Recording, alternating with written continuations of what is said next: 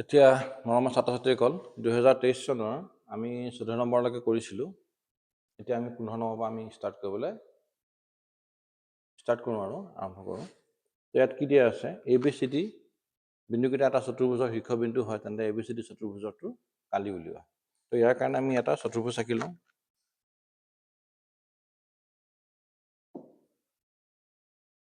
আমি এইটো চতুৰ্ভুজ এটা আঁকি ল'লোঁ। ইয়াতে বিন্দুকেইটা বহুৱাই লওঁ। A কিমান কৈছে? -5, 7. B কিমান কৈছে? -4, -5. C কিমান কৈছে? -1, -6. আৰু D কিমান কৈছে? 4, 5. স্থানাংক জ্যামিতিত ত্ৰিভুজৰ কালিৰ সূত্ৰটো কি আছে?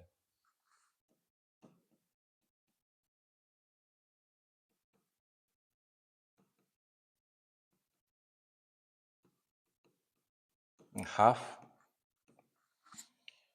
কি কৰিব লাগিব? তিনিটা বিন্দু যদি দিয়া থাকে, তিনিটা বিন্দু কেনেকুৱা ধৰণৰ থাকে? x1, y1, x2, y2 আৰু x3, y3. এই তিনিটা বিন্দু যদি দিয়া থাকে এটা ত্ৰিভুজৰ, তো মই কি কৰিম? বুদ্ধিটো হৈছে ইয়াতে x1, x2 আৰু x3. এইটো মই মোহাৰি লওঁ ইয়াৰ পৰা লিখোঁ হা। হাফ প্ৰথমতে ইয়াত লিখিম x1 ব্ৰেকেট দি দিয়া, প্লাছ লিখা তুমি x2 ব্ৰেকেট দি দিয়া, প্লাছ লিখা তুমি x3 ব্ৰেকেট দি দিয়া। হ'ল? প্ৰথমতে x1, x2 আৰু x3টো লিখি ল'বা। তাৰপিছত কি কৰিম চোৱা, 1ৰ পিছত 2, 3, তাৰমানে y2 মাইনাছ y3। বুজি পাইছোঁ? x2 আছে, 2 পিছত কিমান হ'ব লাগিব? 3, 3 পিছত কিমান হ'ব? 1, অৰ্থাৎ 1, 2, 3, 1, 2, 3 এই বস্তুটো ৰিপিট হৈ ঘূৰি থাকে। 1, 2, 3, তাৰপিছত 2, 3, 1, তাৰপিছত 3, 1, 2 এনেকৈ যায়। তো x2 আছে, তো y3 মাইনাছ y1 হৈ গ'ল। x3 আছে, x3 থাকিলে কি হ'ব? 1 মাইনাছ y2। তো ত্ৰিভুজৰ কালিৰ সূত্ৰটো হৈছে আমাৰ এইটো। ইয়াকে ব্যৱহাৰ কৰিম এই চতুৰ্ভুজটোৰ কালি উলিয়াবলৈ। কেনেকৈ কৰিম? ইয়াত আমি এডাল কৰ্ণ আঁকি দিওঁ। কৰ্ণডাল আঁকি দিওঁ। হ'ল? BD কৰ্ণ আঁকি দিলোঁ। BD কৰ্ণ আঁকাৰ ফলত আমি দুটা ত্ৰিভুজ পাওঁ। এটা নাম হৈছে ABD, এটা নাম হৈছে BCD। এতিয়া আমি এই ত্ৰিভুজটোৰ কালি উলিয়াম এই সূত্ৰটোৰ পৰা। তো কেনেকৈ উলিয়াম চাই থাকা।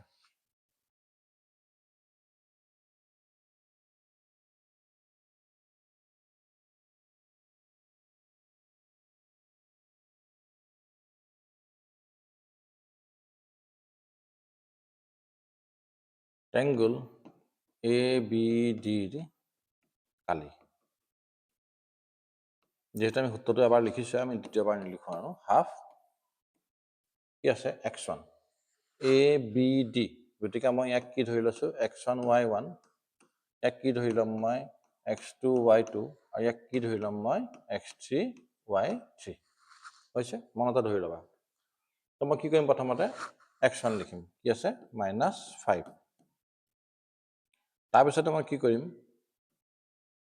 x1ৰ পিছত কি আছে? y2 মাইনাছ y3, অৰ্থাৎ এইটো ধৰি লৈছোঁ নহয়, এইটো লাষ্টৰটো আৰু এইটোৰ পৰা এইটো বিয়োগ কৰি দিবা। তাৰমানে -5 বা কি বিয়োগ হৈ যাব? 5। হ'ল? প্লাছ এতিয়া তুমি কি লিখিবা? x2 ইয়াত কি আছে? -4, -4টো ব্ৰেকেটত দিবা, আৰু যিহেতু x2 গুচি গ'ল, y3, y1, তাৰমানে 5ৰ পৰা কি যাব? 7 মাইনাছ হৈ যাব। 5 - 7 হ'ল? প্লাছ y3ত কিমান আছে? চৰি x3ত কিমান আছে? 4।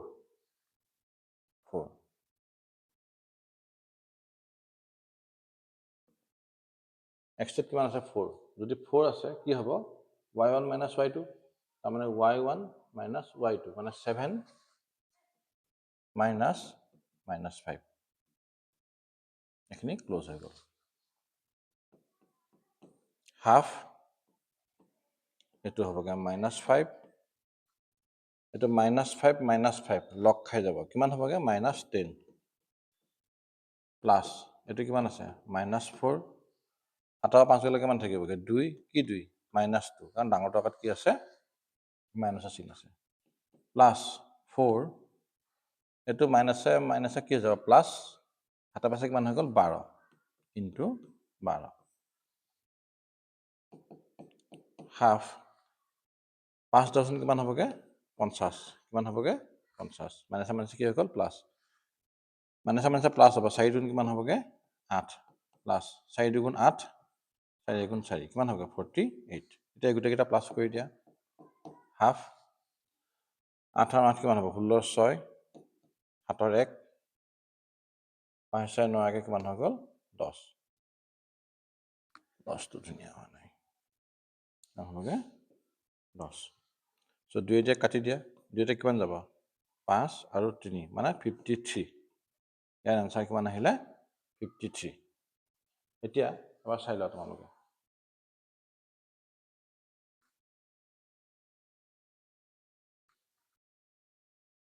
হ'ল ইয়াৰ পিছত আমি ABD কালি উলিয়ালো এতিয়া আমি BCD অৰ্থাৎ এইটো ত্ৰিভুজ কালি হৈ গ'ল এই ত্ৰিভুজটো কালি এটা উলিয়াব গৈ আছো BCD একেই সূত্ৰ হ'ব এইখিনি কাম নাই এইখিনিও মোহাৰি দিছো এইখিনি যেহেতু আমাক বুজাবৰ কাৰণে লিখিছিলো এইখিনিও কাম নাই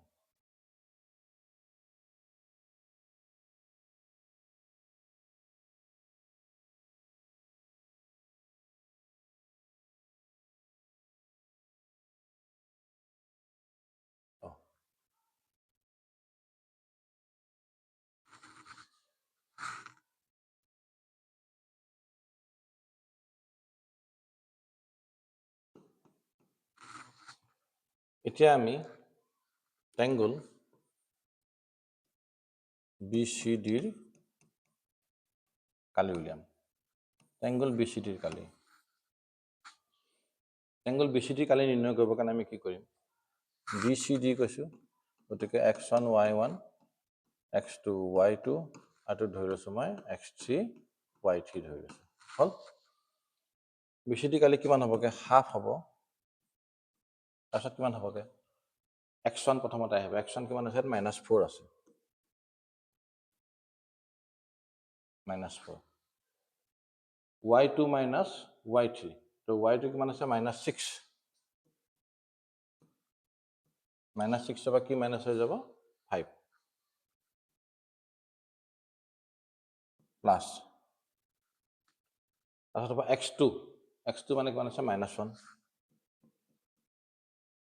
x2 মানে হৈছে -1 গতিকে x2 যেহেতু -1 হৈছে গতিকে x2 y3 minus y1 y3 কিমান আছে 5 y1 কিমান আছে -5 তাৰ মানে 5 minus -5 প্লাস y3 কিমান আছে সৰি x3 কিমান আছে 4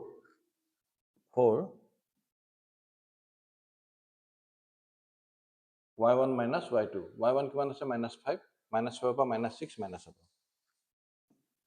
-5 পৰা এই -6 টো কি হৈ যাব মাইনাস হৈ যাব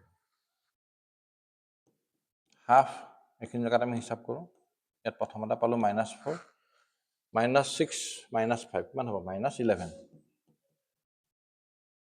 প্লাস এটো -1 টো -1 জায়গাত থাকক মাইনাসে কি হৈ যাব প্লাস হৈ যাব পাছে কিমান হ'বগে 5 পাছে কিমান হ'বগে 10 ইনটু 10 প্লাস 4 মাইনাসে কিমান হ'ব প্লাস 6 প্লাস 6 আছে -5 আছে তো 6 পৰা 5 গলে কিমান থাকিবগে 1 থাকিব তো 4 ইনটু 1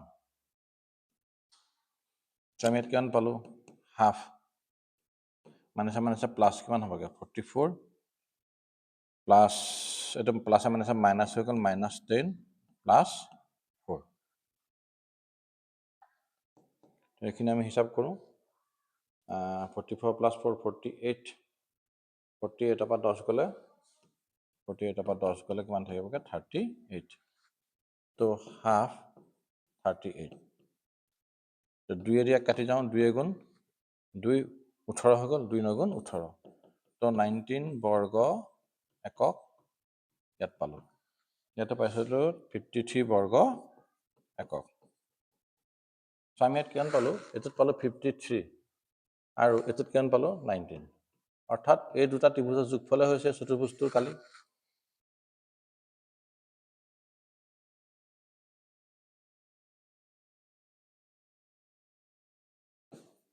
এটাকে ABCDৰ কালি কি হ'ব?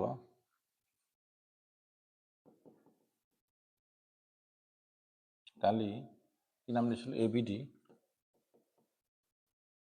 প্লাছ কালি কি দিছিলোঁ? BCD।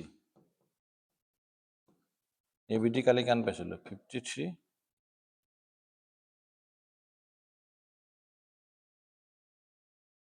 53 প্লাছ কিমান হৈ গ'ল? 19। 9, 10, 11, 12, 2, 7, 1, 5, 1, 6, 1, 7, 72 বৰ্গ একক। তো এইটো হৈছে আমাৰ এনচাৰ 15 নম্বৰ। ঠিক আছে, চাই লোৱা। এইটো কিতাপত দিয়াই আছে, কিতাপৰ উদাহৰণত পাবা তুমি।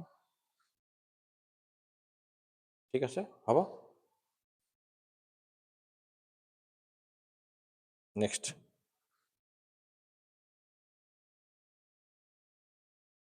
কি কৈছে? দুটা এককেন্দ্ৰিক বৃত্তত ডাঙৰ বৃত্তটোৰ জিয়াডালে সৰু বৃত্তটোক স্পৰ্শ কৰিলে জিয়াডাল স্পৰ্শবিন্দুত সমদ্বিখণ্ডিত হয়। তো এককেন্দ্ৰিক বৃত্ত মানে হৈছে দুটা বৃত্ত যাৰ কেন্দ্ৰবিন্দু একেটাই। তো আমি এইটো কৰোঁ।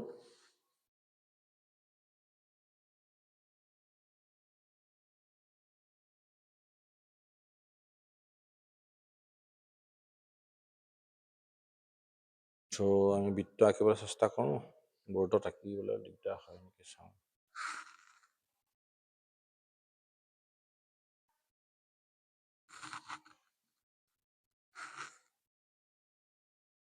এইটো গুচি যায়।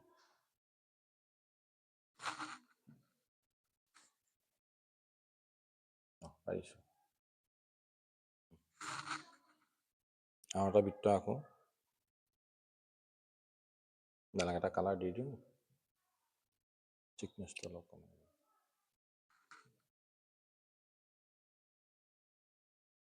ডাঙৰ কৰি দিলোঁ। চিলেকশ্যন কৰিলোঁ। এইটো দুটা এককেন্দ্ৰিক বৃত্ত। হ'ব। এতিয়া ইয়াত কি কৈছে আমাৰ লগতে?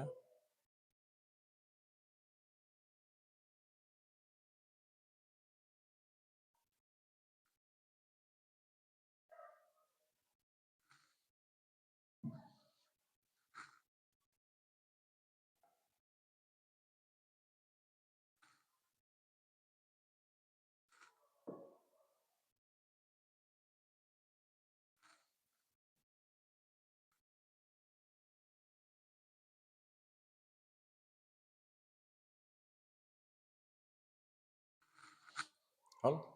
এতিয়া আমি এই দুটা এককেন্দ্ৰিক বৃত্ত, এক কেন্দ্ৰবিন্দু ধৰি লৈছোঁ আমি এইটো। হ'ল, এইটো নাম দি দিছোঁ মই O।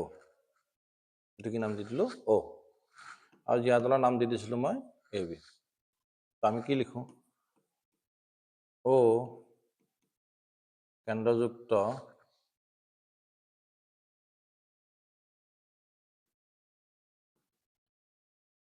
দুটা বৃত্ত ক্ৰমে C1 আৰু C2।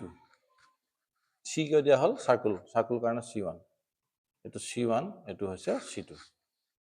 ক্ৰমে C1 আৰু C2।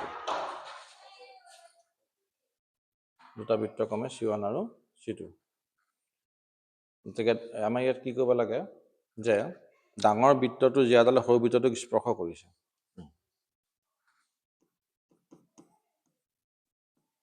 AB জিয়াডালে C1 বৃত্তক P বিন্দুত স্পৰ্শ কৰিছে। চ' এইটোৱে হৈছে P বিন্দু। ধৰো বুলি ইয়াত লিখিব লাগিব, কাৰণ আমি ধৰিহে লৈছোঁ। ধৰো AB জিয়াডালে C1 বৃত্তক P বিন্দুত স্পৰ্শ কৰিছে।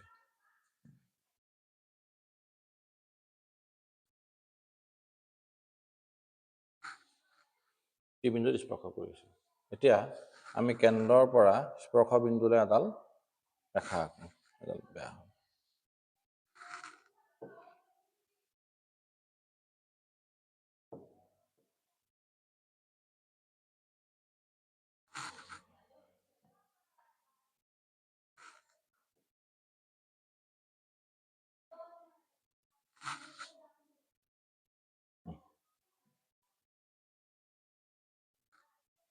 নবিদাৰ চিবিনি স্পৰ্শ কৰিছে OP সংযোগ কৰা হ'ল OP কি কৰি দিলোঁ আমি সংযোগ কৰি দিলোঁ এতিয়া আমি জানো উপপাদ্য মতেদি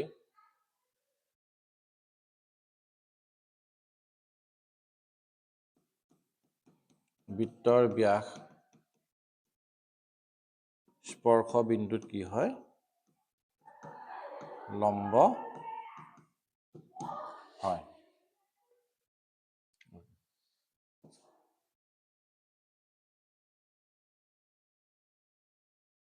স্পৰ্শ কৰিছে এইখিনি জেগা এটা লাইন লিখিব লাগিব এতেকে AB এডাল কি হৈ গ'ল স্পৰ্শক AB এডাল কি হৈ গ'ল স্পৰ্শক বৃত্তৰ ব্যাস স্পৰ্শ বিন্দুত কি হয় বৃত্তৰ ব্যাস নহয় ব্যাসাৰ্ধ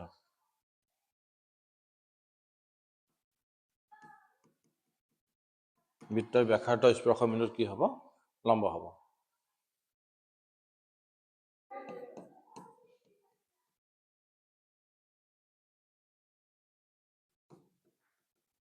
C2 বৃত্তত AB জ্যা আৰু OP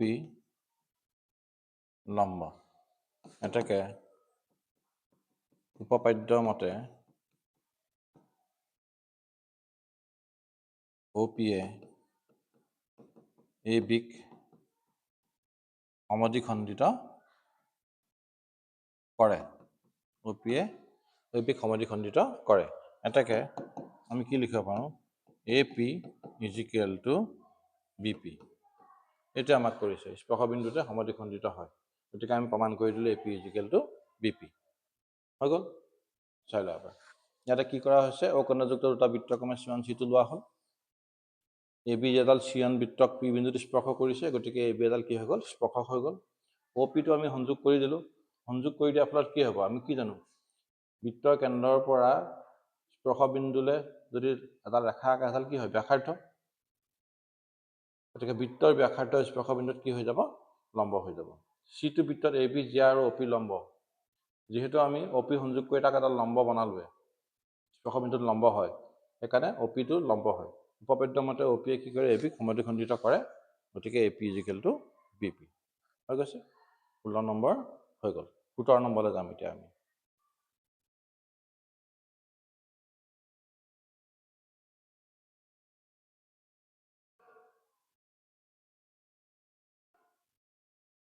পোন্ধৰ মিটাৰ বাহুৰ এখন বৰ্গক্ষেত্ৰাকাৰ ঘাঁহনি পথাৰ এটা চুকত এটা খুঁটিত 5 মিটাৰ দীঘল ৰছীৰে এটা ঘোঁৰা বান্ধি থোৱা হৈছে এইটো কিহৰ কথা আহিলে বৃত্তৰ সম্বন্ধীয় কালিৰ কথা আহিলে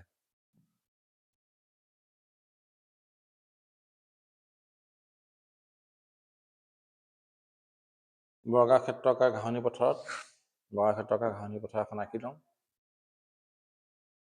এইটো বৰ্গক্ষেত্ৰাকাৰ ঘাঁহনি পথাৰ ইয়াৰ এটা চুকত এই চুকটোত কি কৰিছে আমাৰ এটা ঘোঁৰা 5 মিটাৰ দীঘল ৰছীৰে এটা ঘোঁৰা বান্ধি থোৱা হৈছে ধৰি লৈছোঁ 5 মিটাৰ দীঘল এই বৰ্গটোৰ বাহু কিমান কৈছে 15 মিটাৰ কিমান দিয়া আছে 15 মিটাৰ আৰু ইয়াতে 5 মিটাৰ দৈৰ্ঘ্যৰ এটা ৰছী আছে অৰ্থাৎ ঘোঁৰাটো যিহেতু ৰছী লগোৱা আছে 5 মিটাৰ ঘোঁৰাটো এইখিনি জেগাতে ঘূৰিব পাৰিব অৰ্থাৎ এইটো এটা কি হৈছে বৃত্তৰ এটা চুকৰ সমান হৈছে অৰ্থাৎ আমি এই বৃত্তটো এটা চুকৰ কালি নিৰ্ণয় কৰিব লাগে সেইটোৱে কৈছে চৰিব পৰা অংশটো কালি নিৰ্ণয় কৰা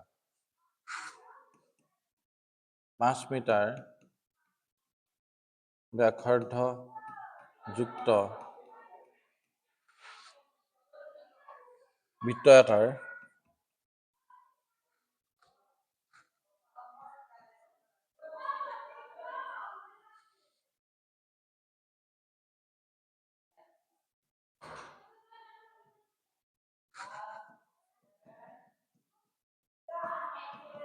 এটা চুকৰ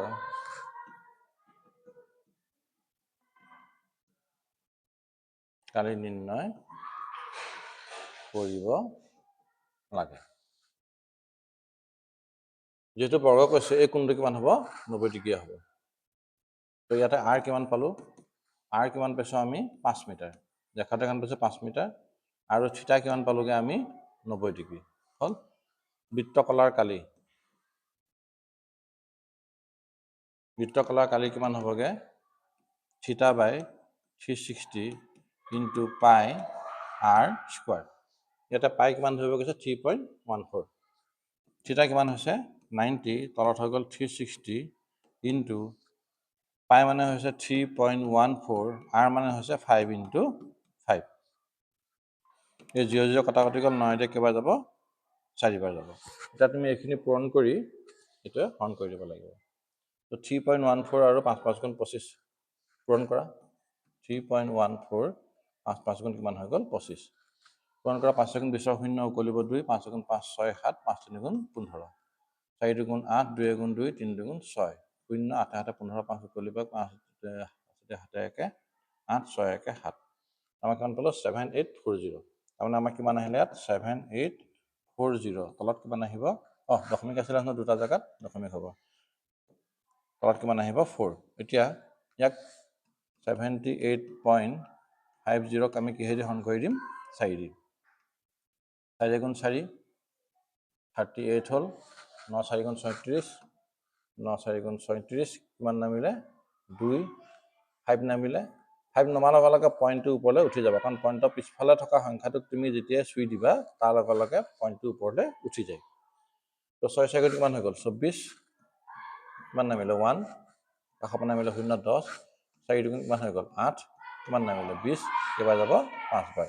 তাৰমানে ইয়াৰ এনচাৰ আহিলে আমাৰ 19.625 বৰ্গ মিটাৰ বা মিটাৰ স্কোৱাৰ হৈ গ'ল।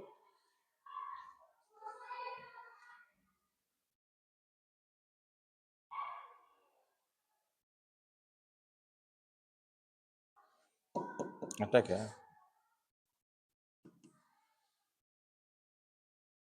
ঘোঁৰাটো চৰিব পৰা পথাৰখনৰ কালি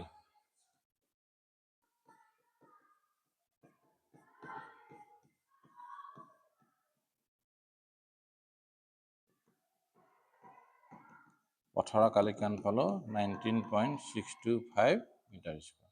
এতিয়া 2 নম্বৰ কৈছে যদি ৰছীডাল 5 মিটাৰ সলনি 10 মিটাৰ কৰা হয় চৰণী পথনখনটোৰ বৃদ্ধি নিৰ্ণয় কৰা। 5 মিটাৰ জেগাত কিমান কৰিব এতিয়া ব্যাসাৰ্ধ কিমান হৈ যাব 10।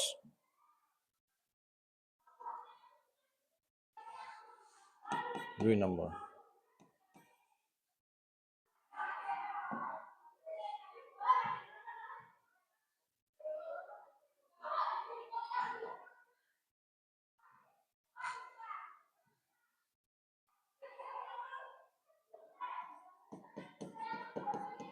ইয়াত আৰ ইজিকেল কিমান হৈ গ'ল 10 মিটাৰ।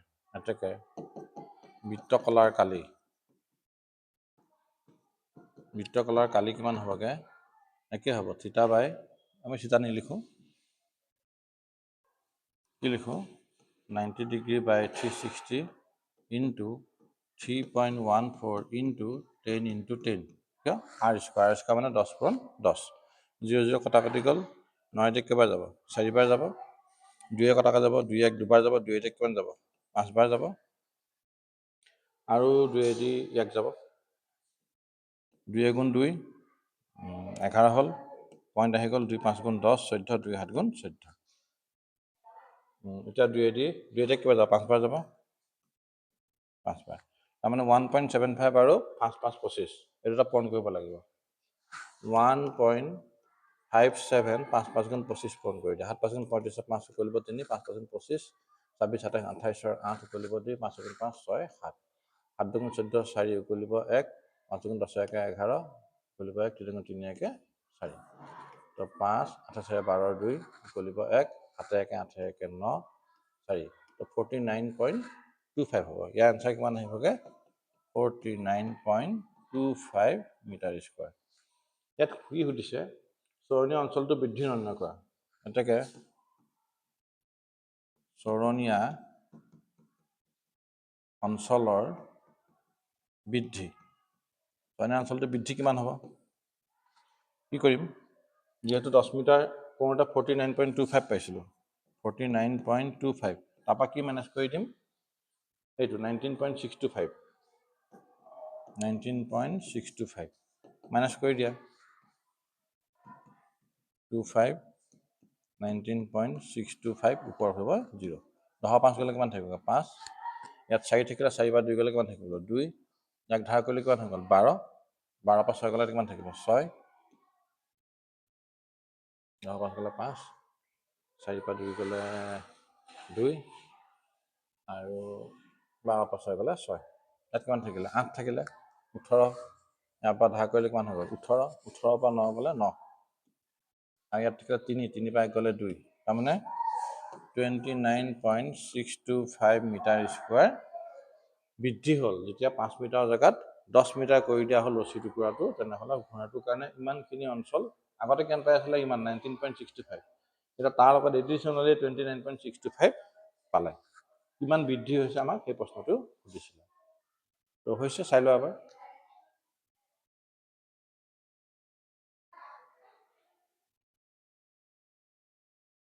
হৈছে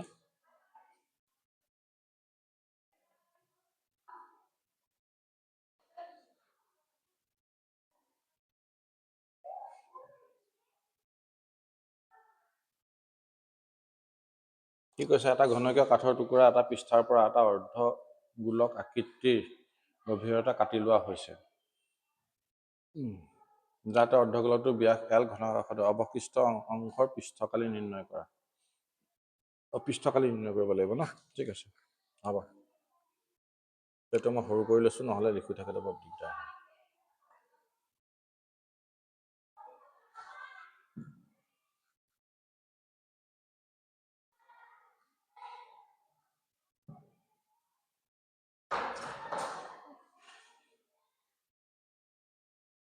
এটা ঘনক টুকুৰা এটা পৃষ্ঠৰ পৰা অৰ্ধগোলক আকৃতিটো কাটি লোৱা হ'ব তাৰমানে কি কৈছে ঘনকীয় আকৃতিৰ হেৰি এটা আছে মই তোমাক বস্তুটো বুজাইহে দিছোঁ অকণমান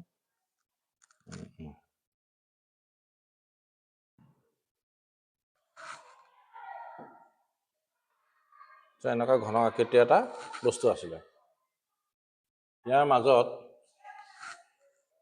ভালকৈ হোৱা নাই আৰু অকণ ট্ৰাই কৰোঁ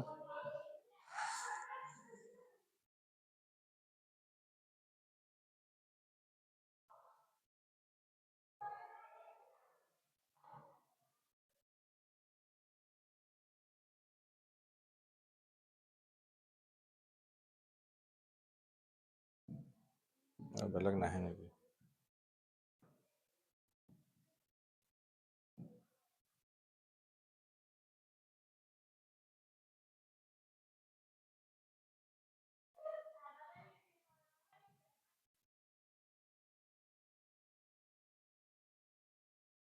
এনেকৈ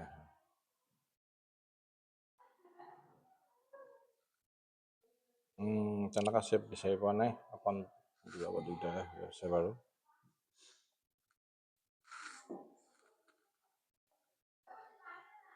তো ইয়াৰ মাজত এনেকুৱা বৃত্তাকাৰ এটা হৈছে মাজত এনেকৈ হৈছে বুজি পালা এতিয়া এই বৃত্তটো এই ঘনকটোৰ এইটো খাল এটা খান্দি দিছে তাৰমানে অৰ্ধগোলক আকৃতিৰ তো আমি এইখিনি জেগা কালি উলিয়াব লাগিব এই জেগাখিনি যিখিনি অৱশিষ্ট আছে আৰু ভিতৰৰ এইখিনি জেগা কালি উলিয়াব লাগিব তো ইয়াৰ টাৰ্গেটটো হৈছে আমাৰ ইমানে হৈছে তো আমি এবাৰ বুজি চাওঁ বুজি পালোৱে কৰিব 18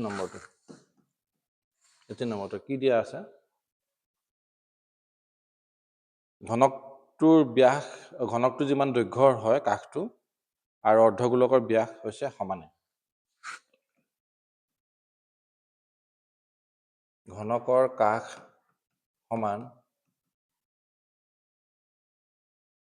অৰ্ধগোলকৰ ব্যাস কিমান হৈছে দুইটাই হৈছে এল এতিয়া আমি ফৰ্মুলা মাৰিব ষ্টাৰ্ট কৰোঁ ঘনকৰ পৃষ্ঠকালি ফৰ্মুলা হৈছে 6L স্কোৱাৰ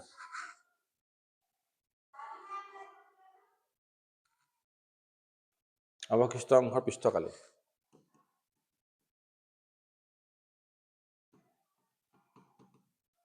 অৱশিষ্ট অংশৰ পৃষ্ঠকালি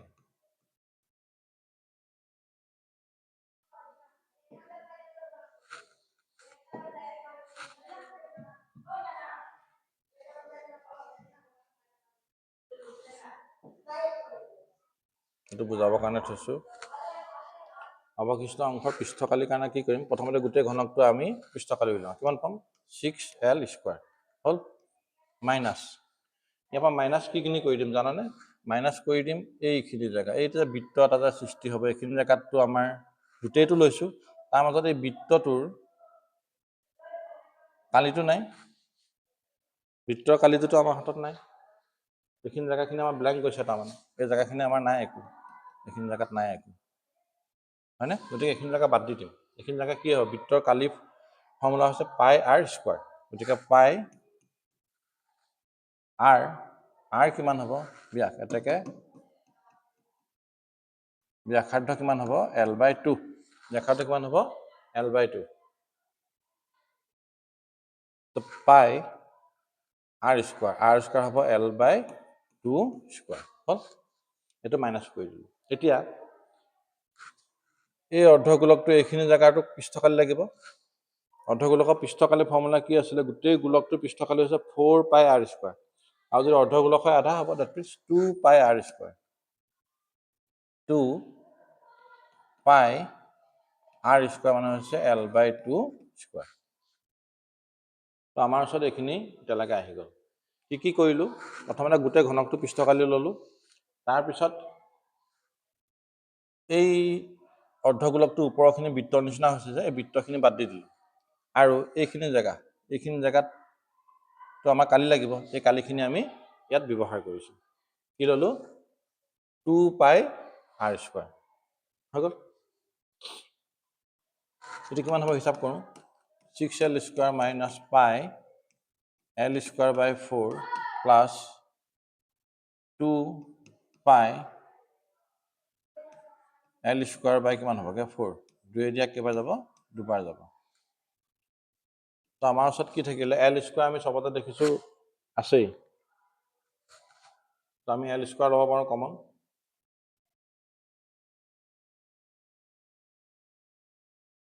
এইটো নালাগে কৰিব, ৰখিবা দেই, আৰু এটা ধুনীয়া বুদ্ধি এটা আছে, ৰখিবা। ইয়াত চোৱাচোন, πL²4, πL²4 হয়নে? চ' ইয়াত দুটা আছে, ইয়াত কেইটা আছে? এটা আছে, গতিকে ইয়াৰ পৰা আমি এটা বাদ দি দিম। দুটাৰ পৰা এটা গ'লে কেইটা থাকিব? এটাই থাকিব। ডাঙৰ টকাত কি আছে? যোগ, গতিকে প্লাছ πL²/4। এতিয়া তুমি যদি L² কমন লৈ আহা, L² কমন লৈ থাকিলে কিমান আহিব ইয়াতে? 6 + π/4, তাৰমানে L² কিমান হ'বগৈ? তলত যদি 4 লোৱা, 6 ছেকেণ্ড কিমান হ'ব? 24 + π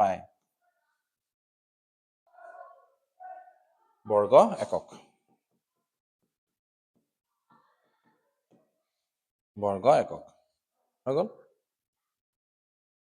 তো এইখিনি হৈছে তোমাৰ কাম, যিহেতু আমাৰ বেলেগ যোগ দিয়া নাই, গতিকে তুমি পাই মানটো উলিয়াই পেলাই আকৌ হিচাপ নিকাচ কৰিব নালাগে, হ'ব?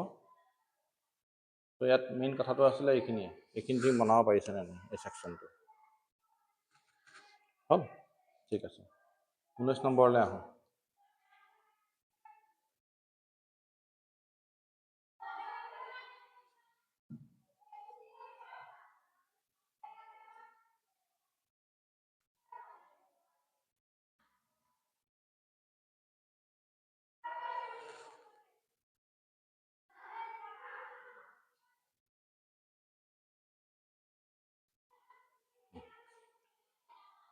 বিভাজনৰ মধ্যমা যদি 28.5 হয়, তেন্তে x আৰু y মান উলিওৱা। এইটো কি কৰিবা তুমি? 19টো প্ৰথমতে লিষ্টখন বনাবা, শ্ৰেণী অন্তৰাল লিখিবা, তাৰপিছত তুমি বাৰম্বাৰতা কৈছা, বাৰম্বাৰতা লিখা, আৰু এটা কি বনাব লাগিব? এটা সঞ্চয়ী বাৰম্বাৰতা লাগিব।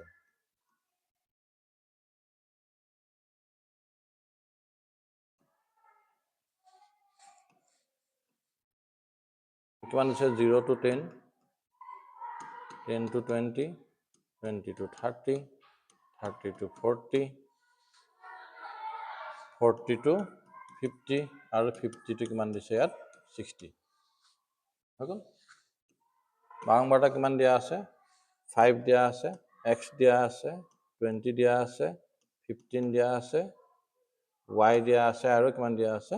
5 আৰু মুঠ বাংমতা গোটেইখিনি যোগ কৰিলে কিমান হৈছে 60 তুমি যেতিয়া এফালে কৰিবা কি কৰিবা সঞ্চয় বাংমতা মানে প্ৰথমতে হ'ব 5 তাৰপিছত কিমান হ'ব 5 + x তাৰপিছত 20 প্লাছ কৰিলে কিমান 25 + x তাৰপিছত 25 ৰ লগত 15 প্লাছ কৰি দিয়া 25 ৰ লগত 5 প্লাছ কৰিলে 30 40 40 + x এটো কিমান হ'ব 40 + x + y এটো কিমান হ'ব 40 + 5 কিমান হ'ব 45 + x + y আপোনাৰ শ্ৰেণী অন্তৰাল লিখিলা বাংমতা লিখিলা তাৰপিছত সঞ্চয় বাংমতা লিখিলা এতিয়া চোৱা মধ্যমা যদি 28.5 মধ্যমা দিয়া আছে 28.5 এটাকে মধ্যমা শ্ৰেণীটো আমি কিমান পাম 28.5 তাৰমানে এইটো জায়গা এইটো হৈছে মধ্যমা শ্ৰেণী হ'ব 20 বা 30 হৈছে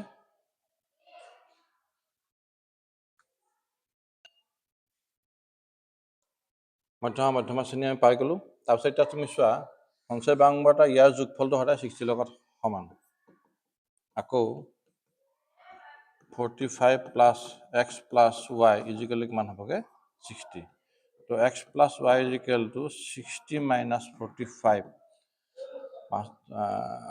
10 15 x + y মানে কিমান হ'বগে 15 হৈছে এতিয়া তুমি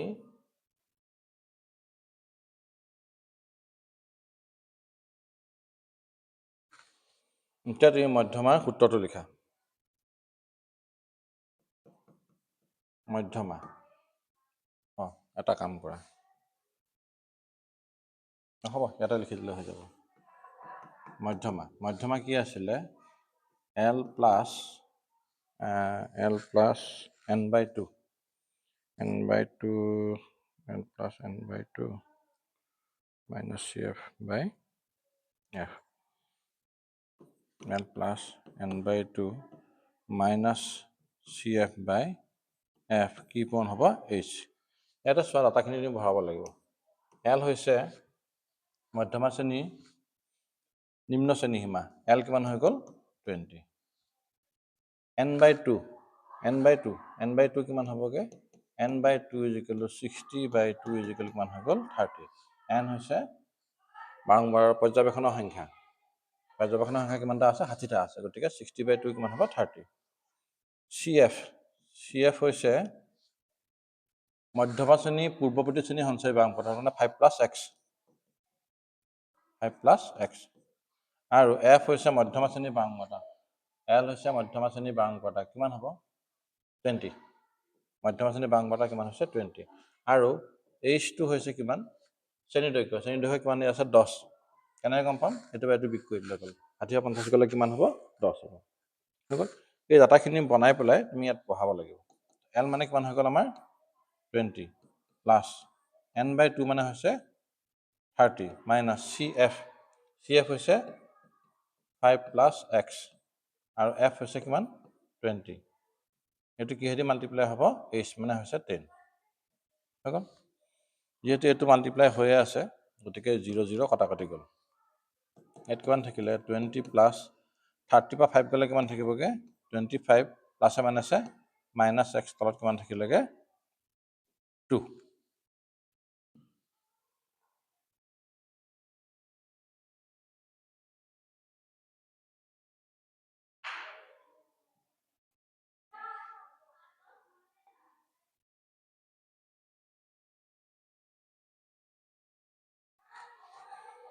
মধ্যমা শ্ৰেণীটো কিমান দিয়া আছিলে 28.5 সো এইটো কিমান আছিলে 28.5 এতিয়া চোৱা 20 এফালে লৈ আহা মাইনাস হৈ যাব কিমান থাকিলে 8.5 = 25 - x তলত কিমান থাকিলেগে 2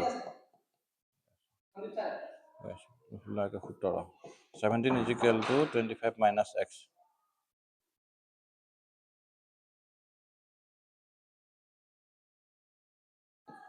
সো এতিয়া তুমি x টো এফালে লৈ আহা 25 - 17 কিমান হ'ব 8 * 15 8 হ'ব x মানে কিমান হৈ গ'ল x মানে কিমান হৈ গ'ল 8 এটা এই জায়গাটো যে আমি কৰিছিলো ইয়াত বহুৱাই দিয়া ইয়াৰ নাম দি দিলা 1 একত x ৰ মান বহুৱাই একত যদি এক্সৰ মান বহুৱাওঁ কিমান পাম x plus y is equal to কিমান আছিলে 15 x ইজ ইকুৱেল টু কিমান আছিলে 8 plus y is equal to 15 y is equal to কিমান হ'ব 15 মাইনাছ 8 ইজ ইকুৱেল টু কিমান হৈ গ'ল 7 তো আমি এক্সৰ আৰু y দুইটাৰে মান আহি পালোঁ x কিমান পালোঁ 8 আৰু y কিমান পালোঁ 7 তো ঠিক আছে ইয়াৰ পিছত আমি বাকীখিনি কথা শিকিম হ'ব